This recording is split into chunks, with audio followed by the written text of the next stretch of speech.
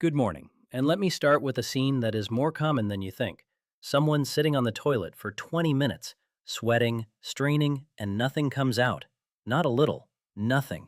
The pressure in the lower belly feels unbearable, and it feels that way because something really is stuck.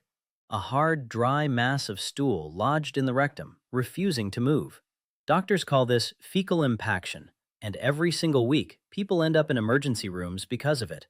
Some walk out with a simple fix, others walk out with a ruptured colon, fighting for their life in the ICU, and a few never walk out at all. Here is what almost nobody tells you. The food sitting in your kitchen right now, food you probably eat every single week, is quietly setting the stage for this exact scenario. Some of it is even marketed as healthy. So, in the next few minutes, I'm going to walk you through the 7 foods that, based on what I have seen again and again, are the worst offenders, and I will tell you exactly what to eat instead. But first, you need to understand what we are actually dealing with, because most people hear the word constipation and think it is just an inconvenience. It is not. Not once it crosses a certain line. Fecal impaction happens when stool sits in the rectum so long that the body absorbs every drop of water out of it.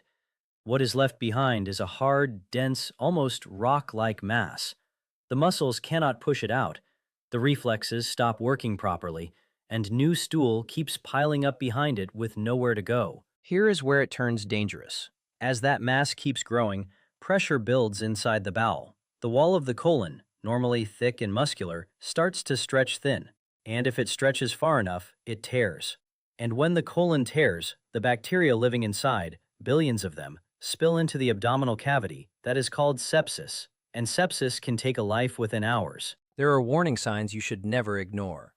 Severe constipation lasting more than 3 days, bloating that will not go away, pain low in the abdomen, liquid stool leaking out around what feels like a blockage, nausea, a sudden loss of appetite. Any of these, especially together, are red flags. Older adults, people who do not move much, and anyone on certain medications carry higher risk, but the one factor you can actually control is what you put in your mouth.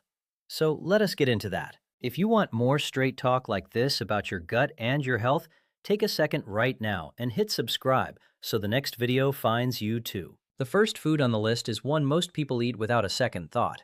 Processed red meat.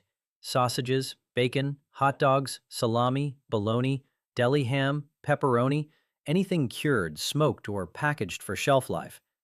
Here is the problem. Processed meats have almost zero fiber, and fiber is what gives stool bulk and softness, what helps it move through the intestines. Without fiber, what you eat just sits there, slow and sluggish, hardening with every hour that passes. And it gets worse. These meats are loaded with saturated fat and sodium, which pulls water out of the colon, and they contain nitrates and preservatives that disrupt the healthy bacteria in the gut. The World Health Organization classifies processed meat as a Group 1 carcinogen for colorectal cancer, the same category as tobacco. In my experience, patients who eat processed meat several times a week almost always show signs of slowed transit, hard stools, and increased polyp activity. A better option is fresh, lean protein, grilled chicken, fish, eggs, beans, lentils, and if bacon shows up on a Sunday morning, keep it the exception, not the routine. The second food is everywhere, on almost every plate, at almost every meal. White bread, white rice, white pasta, croissants, bagels, crackers, anything made with refined white flour. These foods start out as whole grains, but during processing, the bran and the germ are stripped away, and those are exactly the parts that hold the fiber, the minerals, and the nutrients the digestive system actually needs. What is left is essentially pure starch, empty calories that turn into sugar almost the second they hit the stomach. Eat a sandwich on white bread, and that bread mixes with water and digestive juices to form a thick, sticky paste in the colon. Not stool, paste. It coats the intestinal walls, slows down everything moving behind it, and gives the gut bacteria almost nothing useful to work with. People who eat refined flour daily often complain of bloating, irregular bowel movements, and that heavy, weighed-down feeling after meals. That is not a coincidence. Switch to whole grain bread, brown rice, oats, quinoa, whole wheat pasta. The taste takes a few days to adjust to, but the colon will thank you within a week. The third food is one many people consider harmless, even healthy: dairy. In large amounts. Milk, yogurt, cream, ice cream, and especially hard cheeses like cheddar, parmesan, and mozzarella. Here is what is happening inside the gut. Dairy contains a protein called casein, which is notoriously slow to digest. It binds with other food in the intestines and creates a dense, sticky mass that is hard to move. Cheese specifically has almost no fiber, almost no water, and a lot of fat, a combination that is a recipe for hard, compacted stool. On top of that, a huge share of adults are at least partly lactose intolerant and do not even realize it.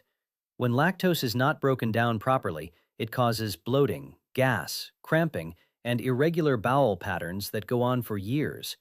I have seen cases of severe constipation for weeks, where the obvious culprit turned out to be the cheese eaten with almost every meal. Cut it back, and things start moving again within days.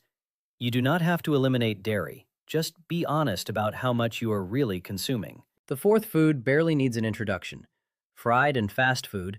French fries, fried chicken, onion rings, drive-through burgers, anything dunked in oil and served in a paper bag. The issue is not one thing, it is everything at once. These foods are extremely high in saturated and trans fats, which slow gastric emptying. Food sits in the stomach longer, the intestines work harder, and the entire digestive rhythm gets thrown off. Fat in these quantities is one of the slowest things to move through the human gut. Then there is the lack of water.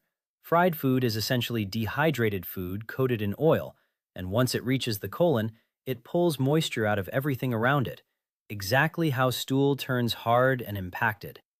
And there is the inflammation. Frequent fried food consumption causes low-grade chronic inflammation in the gut lining, which over time damages the tissue that helps move stool along smoothly. People who eat fast food 3 or 4 times a week almost always carry some level of constipation, even without recognizing it. They have simply normalized feeling heavy and bloated. Cook at home when you can. The colon notices the difference immediately. The fifth food is going to surprise a lot of you: bananas, specifically unripe bananas, the ones still green or only slightly yellow with green edges. There is a widespread myth that bananas help with constipation. The truth is more complicated. Ripe bananas, the ones with brown speckles on the peel, do contain some soluble fiber and can be gentle on the gut. But unripe bananas are a different story entirely. Green bananas are packed with resistant starch and a form of pectin the body struggles to break down. Resistant starch acts almost like glue in the colon, especially without enough water. They also contain high levels of tannins, which slow intestinal movement and harden stool, which is part of why bananas are sometimes recommended for diarrhea. But if you are already prone to constipation, that is the last thing you need. I have had patients eat 2 or 3 bananas a day, convinced they are doing something healthy, unable to figure out why nothing is moving. If you love bananas, eat them ripe, and do not make them your only source of fruit. Variety matters. The sixth one is not even a food. It is a drink, and it might be the single most underestimated cause of digestive problems in modern life. Sugary sodas and sweetened beverages. Regular soda, energy drinks, sweetened iced teas, fruit-flavored drinks, and yes, even most sports drinks. Here's what they do. First, they replace water. People drink soda all day and barely touch plain water, which means the colon never gets the hydration it needs to keep stool soft. A dehydrated colon produces dehydrated stool. It is that simple. Second, the massive sugar load disrupts the gut microbiome. The good bacteria that help break down food and keep things moving start dying off, and harmful bacteria take over. That imbalance causes bloating, irregularity, and chronic inflammation. Third, the carbonation and artificial sweeteners in diet versions cause gas buildup and can slow intestinal contractions in many people. I've had patients drop soda completely, switch to water, and within 2 weeks they are going to the bathroom regularly for the first time in years. If you drink soda every day, this might be the single biggest change you can make.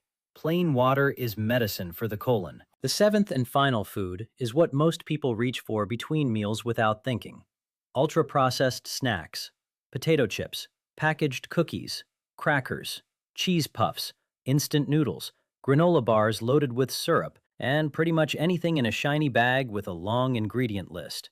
These products are engineered to taste irresistible, but they are nutritional ghosts, almost no real fiber, almost no water content, and extremely high in sodium, which actively pulls water out of the stool and the colon walls.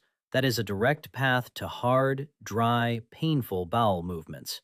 The artificial additives, the preservatives, the emulsifiers, the artificial colors, all of them disrupt the lining of the intestines and damage the bacterial balance that keeps digestion running smoothly. Studies have linked frequent consumption of ultra-processed foods to a significantly higher risk of colorectal cancer, inflammatory bowel disease, and chronic constipation. And the worst part, because they are so calorie-dense and easy to eat, they replace real food. A bag of chips in the afternoon means no apple, no nuts, no real meal. Read labels. If you cannot pronounce half the ingredients, the colon cannot process them either. Choose whole foods, always. Now that you know what to avoid, let us talk about what actually works, because warnings without solutions do not help anyone. Start with fiber. The target is 25 to 35 grams a day, and most people get less than half of that. The best sources are leafy greens like spinach and kale, chia seeds, flax seeds, prunes, lentils, black beans, chickpeas, whole oats, apples with the skin on, berries, and pears. Build your plate around these, not around bread and meat. Next, water, a minimum of 6 to 8 glasses a day, more if you are increasing your fiber, because fiber without water actually makes constipation worse. Sip throughout the day, not all at once. Move your body. You do not need a gym. A 20 to 30-minute walk every single day stimulates the muscles of the intestines and dramatically improves how stool moves through the system. Sedentary people are far more likely to develop impaction. And this one is critical. Never ignore the urge to go. When the body signals it is time, listen. Holding it in trains the bowel to become sluggish over time. Finally, if you experience severe constipation lasting more than 3 days, abdominal pain, vomiting, blood in the stool, or leakage of liquid stool around a hard mass, do not wait. See a healthcare provider immediately.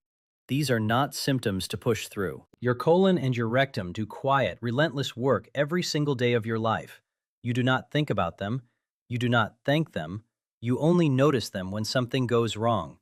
And by the time something goes wrong, it has often been going wrong for a long time.